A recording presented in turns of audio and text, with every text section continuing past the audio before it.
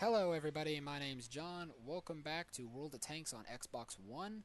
Today I'm platooned up with my brother Jarrett in the Tier 8 American heavy tank, the T-32, and UtterableSeven and I driving Tier 9 American turreted tank destroyers, the T-30. Try saying that 10 times fast.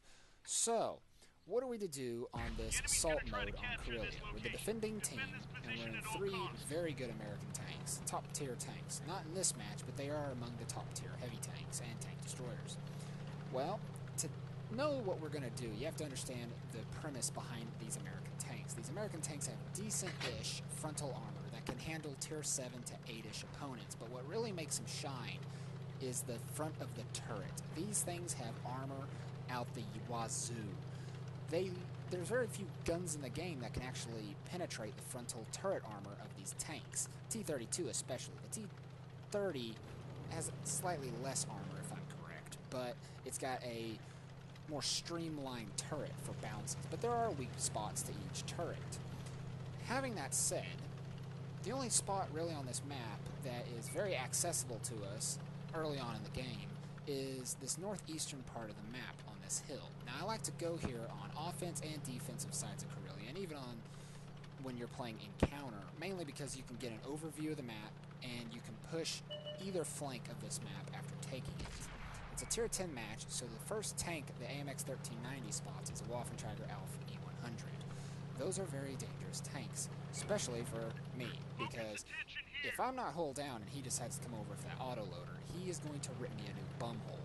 So I'm being very cautious here. Sixth sense goes off. There's the other Waffenträger. Okay, we're going to back off real fast, because the last thing I need is him blowing my track off out in the open. I'm telling Jarrett and UtterableSeven, we might want to hide behind this rock, because there are 3 artillery in play, and I just know they'd love to take one of us out. Pull forward, and sure enough, the FE 3805 takes a punt at me, but all he does is some minor splash damage. Unlike that Waffenträger, who just got smacked in the side by the E100, my mouse is coming to back us up. Okay, there's an IS-7, E100, and there's an FE 4005. Okay, things are getting a little heated up here, don't you say? E100's staying put, so is the IS-7.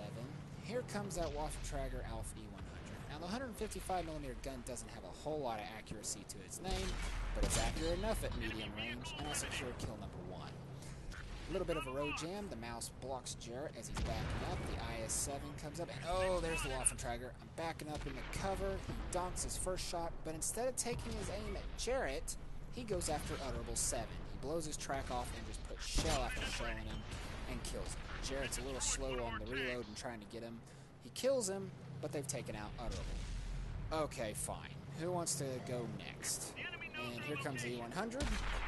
Don't have a clue what he thought he was going to do here. He just bum rushes into the midst of 3 tanks, and holy crud, artillery whizzes the shell right over the top of Jarrett, takes out the E100. Nice shot there by the artillery driver. Looking at the map, there's an E100 who's just about dead, a Waffenträger Alpha E100 on my team flanking, and then there's Jarrett and the mouse. I'm going to flank for 2 reasons. 1, I like flanking tanks. I don't like having to go headlong into combat. But 2, if that Waffenträger Alpha E100 has to go for a reload, with how low a health that E100's at, if he dies, there's no one to cover him for the reload, and they take a long time to reload. So I'm coming over here to back him up, at least, in case he does have to go for a reload. That WZ light tank is making one heck of a run for it. He's turning tail and getting out of here before anything else happens to his flank. IS-7's a bit slow trying to get away, but he's not going to get away. Not with an E100, a Waffenträger E100, and me coming around. So, kill number 2 for me. So, yeah, we're winning pretty well. We've taken out half the enemy team, and we've only lost 1 tank, that 1 tank being UtterableSeven. Unfortunately, he wasn't able to do anything, but as of right now, he's telling Jarrett and I valuable information. He's telling us where these shots are coming in from different camera angles as he's panning around the map. He's telling us what tanks are left on the enemy team, so I don't have to pull up the menu to see what they are. Valuable information. So, what could we expect next? Well, we've taken the hill, and this is the main key point, as we run up against this T-110E4 and just drive by shooting. The key point to winning any defense map on Karelia is not staying secluded to the spawn location.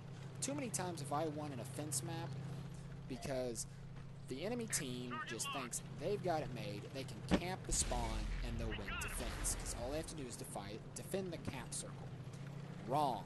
You will get cornered, crossfired, massacred. It's happened many a times, and it's happening now. Not now, because we've taken the offensive. We went out, we secured key locations, and now we're back at the enemy spawn, killing them. And Artie scumbags himself and drowns, so that denies us a kill. But there's still one artillery, and my sixth sense is still going off. I'm still spotted.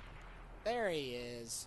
He was actually a gentleman and tried continuing fighting, so I do kill him, third kill, but I do have to salute him because I have seen Artie here recently drowning themselves more often. And I'm not saying that about all artillery drivers, because I am an artillery driver, UtterableSeven's an artillery driver, and so is Jarrett.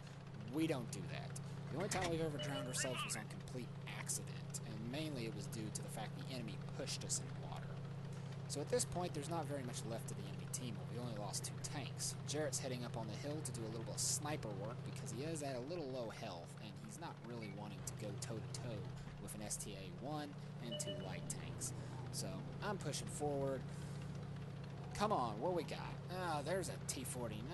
Nope, ain't gonna get the kill on it. Anyone else? There's only 1 light tank and 1 medium. Still scanning around. Well, there's the light tank. He's miles away. Sixth sense is going off, and I thought the STA-1 was going to be up on the hill, but he's way the heck over there. I do have a shot, though. I bring the gun to bear, but it's of no use as they kill him. So, pretty decent match. Only lost 2 tanks. And that's how you win at Karelia on defense. You take up the offensive. I made 82,000 silver on the match, dealt 3,280 damage, and got 3 kills. If you take the offensive, take those key positions, that hill and on the other flank, that small little, I wouldn't call it a hill, but kind of a plateau. If you take those positions, you'll do good. You can push the enemy back and push into their spawn points, or just wait for the match to end. Not only did I do that, but Jarrett managed to pull off 1,077 damage and get a kill for himself. So, hope you guys enjoyed this video. If you did, leave a like, subscribe. I'll bring more content similar to this and other things. And I'll catch y'all next time.